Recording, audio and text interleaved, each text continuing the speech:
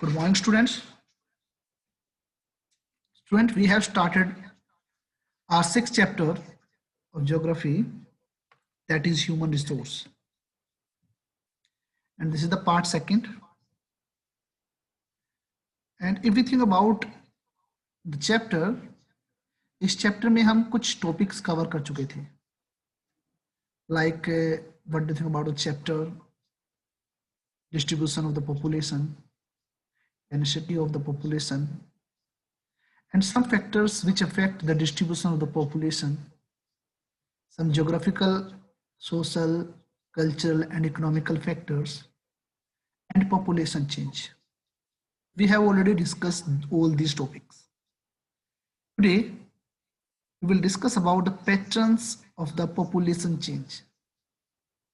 The second one, and you can say this was in the last one, population composition. आज की video lecture में हम ये दो चीजें डिस्कस करेंगे. Now let's think about the pattern of the population change. Means population किस प्रकार से चेंज होती है, उस पैटर्न को हम डिस्कस करते हैं.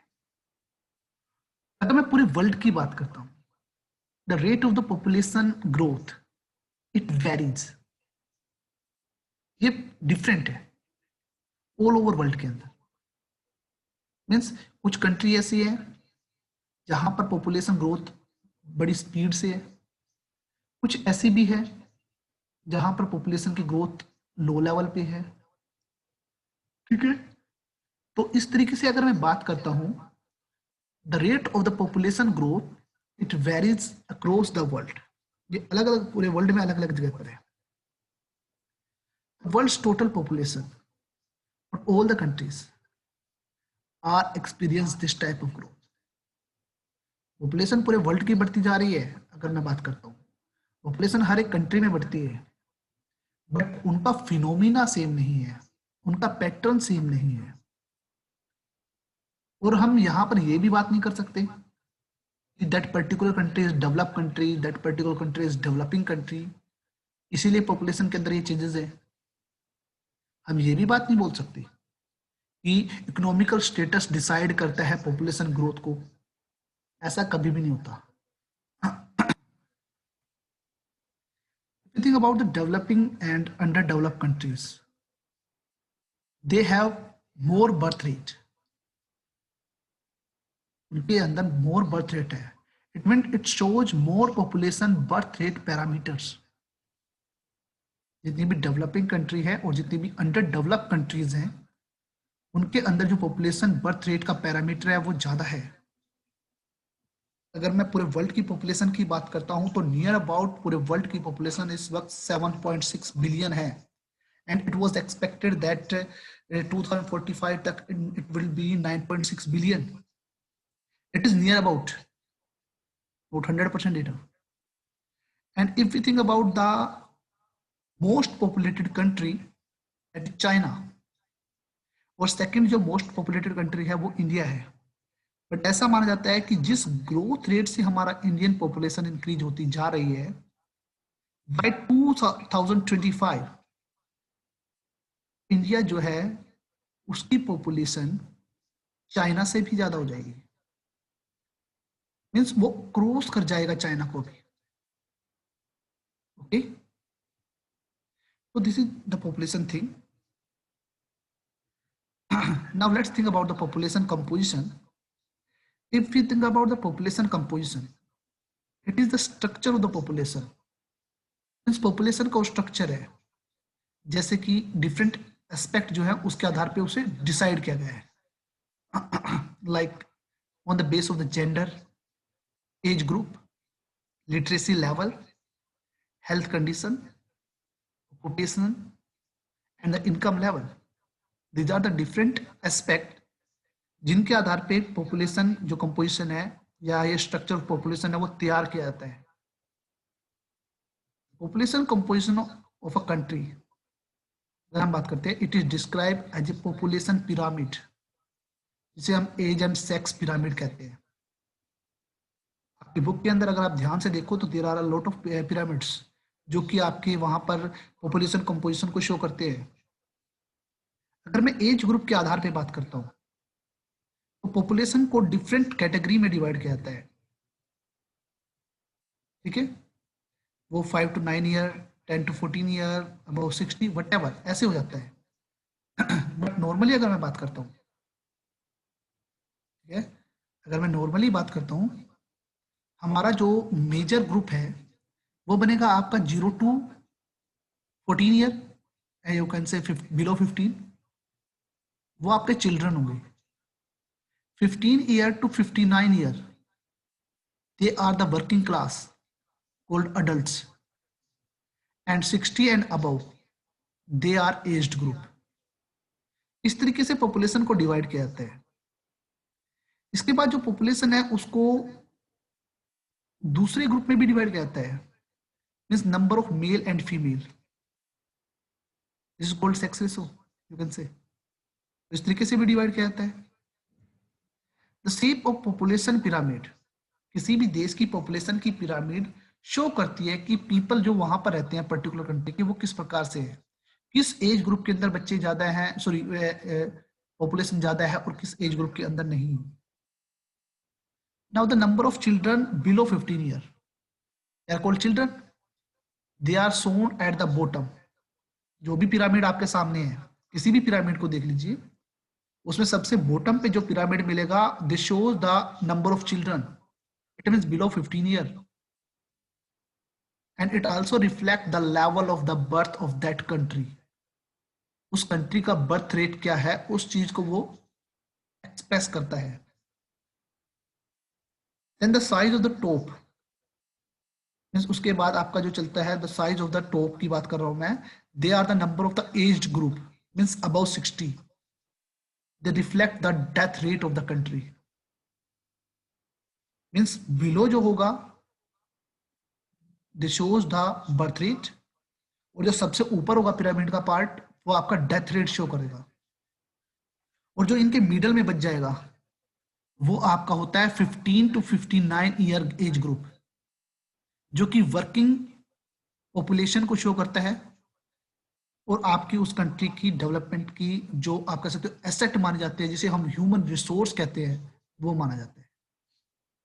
हाँ, population pyramid so young dependents, it means age group of below 15 year, and the elderly dependents, it means age group of 60 year. जो आपकी ये ग्रुप है वो आपका डिपेंडेंट ग्रुप है, किसके ऊपर, मिडल ग्रुप के ऊपर, because middle group is the economical active segment of the country. क्योंकि जो मिडल जो ग्रुप है, they are the working population. जो आपका मिडल ग्रुप है 15 ईयर to 59 ईयर, ठीक है। अगर मैं पॉपुलेशन कंपोजिशन की बात करता हूं तो एज के आधार पे मैंने उनको 3 ग्रुप में डिवाइड किया। पहला है आपका 0 to below 15, it means they are the children. Second है आपका 15 year to 59 year, that is working people, and the third one is 60 and above 60, they are the aged person। If we think about the 15 to 59 year, they are the working people, and if you think about the, they are the economically active segment। किसी भी देश का जो सबसे ज्यादा economical प्रभाव होता है वो वहां की 15 to 59 ईयर के पर्सन के ऊपर डिपेंड होता है। और बिलो 15 एंड अबव 60 वो डिपेंडेंट पर्सन होते हैं इन वर्किंग पीपल के ऊपर। ओके, तो this is the population composition. और पॉपुलेशन कंपोजिशन के आधार पे हमने उनको एज ग्रुप के आधार पे 3 ग्रुप में डिवाइड किया है, below 15, 15 to 59 and above 60। okay, now you can see the pyramid। Normally ये पिरामिड की अगर मैं बात करता हूं, the shape of the population pyramid, it show the people living in that particular country. ये शेप आपको शो करती है कि किस आधार पे कितने ज्यादा, मीन्स कौन सा ग्रुप ज्यादा है, कौन सा एज ग्रुप। अगर मैं बात करता हूं the number of the children, it means below 15 year, they are shown at the bottom, and it reflect the level of the birth. Means अगर मैं बात करता हूँ at the bottom of the pyramid they are the children and it means this is the level of the birth rate and the top size it means number of age people it reflect the number of the death means death rate आपकी कैसी है. Okay, the population pyramid shows young dependent person and elderly dependent person on the working people of the country. ये आपको दिखाता है. अभी हम कुछ कंट्रीज की बात करेंगे. इसमें हम डेवलप्ड कंट्री, डेवलपिंग कंट्री और अंडर डेवलप्ड तीनों जो कंट्रीज है उनका आपको पॉपुलेशन पिरामिड शो करेंगे और देखिए कि उन पॉपुलेशन पिरामिड में क्या डिफरेंस है. Different countries show different pattern of the population pyramid. So first of all, we will discuss about the population pyramid of Japan. अगर मैं जापान की बात करता हूं, it is an Asian country and it is a developed country. ठीक है. अगर मैं इस पिरामिड की बात करता हूं, in Japan there is a low birth rate. That's why the pyramid at the bottom is very narrow. Japan के अंदर लो बर्थ रेट है, इसीलिए बेस में जो पिरामिड है वो बड़ा नैरो है. ठीक है. इसी तरीके से इसकी वर्किंग पीपल की संख्या ठीक है, तो आप देख लीजिए उसका पिरामिड इन सब में इससे बड़ा है. But at the top most, इसका मतलब क्या है, वहां पर नैरो पिरामिड है. It means decrease the death rate also. It means number of people to reach old age very few. ठीक है. अगर मैं ऊपर की बात करता हूं तो ऊपर वाला जो पिरामिड है वो क्या शो कर रहा है कि ओल्ड एज के जो व्यक्ति होते हैं बहुत ही कम होते हैं. ठीक है. तो जितनी भी डेवलप कंट्री हैं आप उनको देखिए कि उनके अंदर जो वर्किंग ग्रुप का पिरामिड होगा, वर्किंग ग्रुप वाला पिरामिड का हिस्सा होगा वो आपका ब्रॉड मिलेगा. बट उनका जो लोअर लेवल है और जो अपर लेवल है ये दोनों के दोनों नैरो मिलेंगे. Now we will compare this with India. Now see the Indian pyramid. अगर मैं इंडियन पिरामिड की बात करता हूं, it is broad at the base, but it is thick in the middle. At the end, it is very narrow. It means India has healthy population at the middle age. It means it shows the availability of human resource. Means हमारे यहाँ पर birth rate भी ज्यादा है, हमारे यहाँ पर birth rate ज्यादा है, पर हमारे यहाँ पर डेथ रेट कम है due to medical facilities and other facilities. ठीक है. अगर पहली कंट्री की बात करता हूँ Japan, that is a developed country and we are not developed, we are developing country. Now you can differentiate between these two pyramid. Developed country के अंदर जो बेस था नैरो था, it means low birth rate. But if we think about developing country it is high birth rate. But हमारी जो thickness है middle age में भी वो भी अच्छी है because we have better medical facilities. ठीक है. Okay, let's compare these two pyramid with the country that is under developed country. Now you can see least developed countries pyramid are broad at the base but start tapering in the middle which shows higher death rate. Now see the pyramid of the Kenya. The least developed countries हैं, it means underdeveloped countries हैं, उनका जो base होता है means high birth rate को show करता है.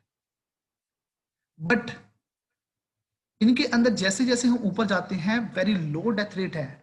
इसका मतलब सिचुएशन क्या है, इसका मतलब सिचुएशन ये है कि वहां पर बर्थ रेट ज्यादा है बट इन्फेंट मोर्टेलिटी रेट भी ज्यादा है. मीन्स बच्चे जो हैं वो यंग एज में नहीं पहुंच पाते, उससे पहले ही वो मर जाते हैं, उससे पहले ही उनकी डेथ हो जाती है, ओल्ड एज के पास तक पहुंच नहीं पाते. ये पिरामिड आपको ये चीज शो कर रहा है. It means the population pyramid shows that birth and death rate both high. Birth rate है, डेथ रेट है, दोनों ही हाई है. It is broad at the base but it is very narrow toward the top. Reason is this, many children are born but but maximum children means a large percentage of them they die in their infancy means वो बचपन में ही मर जाते हैं. बहुत ही कम व्यक्ति adult और old age तक पहुंच पाते हैं because they are the least developed countries. They don't have such a lot of medical facilities. यही कारण है. इस तरीके से हमने पॉपुलेशन कंपोजिशन को तीन जगह पर आप कह सकते हो कंपैरिजन कर लिया. पॉपुलेशन कंपोजिशन पिरामिड के आधार पर दिखाई जाती है. On the base of the population composition we have accepted different factors, जैसे कि एज ग्रुप डिवाइड कर देते हैं, सेक्स के आधार पे मींस जेंडर के आधार पे, male and female, literacy level के आधार पे भी कर सकते हैं. हमने यहाँ पर जो मेन बेस बनाया वो बनाया हमने एज ग्रुप के आधार पे. एज ग्रुप में हमने उसको 3 वर्ग में डिवाइड किया, 3 कैटेगरी में डिवाइड किया. The first one is below 15, they are children. 15 to 59 they are working class, and above 60 they are aged person. तो उस आधार पे हमने यहाँ पर एक बात नोट की कि जितनी भी डेवलप कंट्रीज हैं वो आपको शो करती है लो बर्थ रेट, और उनका जो उनका जो बर्थ रेट का पार्ट है means 0 to 15 year and above 60 year means number of dependent person वो कम होते हैं, उनकी वर्किंग क्लास की संख्या ज्यादा होती है. अगर मैं थोड़ा सा डेवलपिंग कंट्री मीन्स इंडिया की बात कर लेता हूं, यहां पर बर्थ रेट अच्छा है, वर्किंग क्लास भी अच्छी है, ओल्ड पर्सन कम है, बट डिपेंडेंट जो रेशो है, डिपेंडेंट क्लास का जो रेशो है, क्योंकि 0 to 15 भी डिपेंडेंट है और अबव 60 भी डिपेंडेंट है. अगर मैं इन दोनों के रेशो की बात करता हूं, it is much higher than the developed country. But if you think about the underdeveloped countries, means least developed countries, उनके अंदर हाई बर्थ रेट है बट उतनी ही डेथ रेट ज्यादा है due to low medical facilities and other benefit.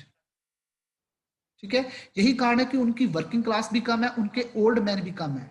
Means जैसी ही birth rate है उतने ही बच्चे इन्फेंसी में ज्यादा मर जाते हैं, एक्सपायर हो जाते हैं.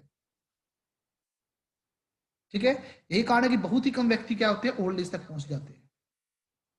So this is the basic difference between the population composition and you can say population pyramid of developed, developing and underdeveloped country. Okay, I think so concept is clear to all of you. So if you have any doubt you can ask me question, and this chapter is over to you today.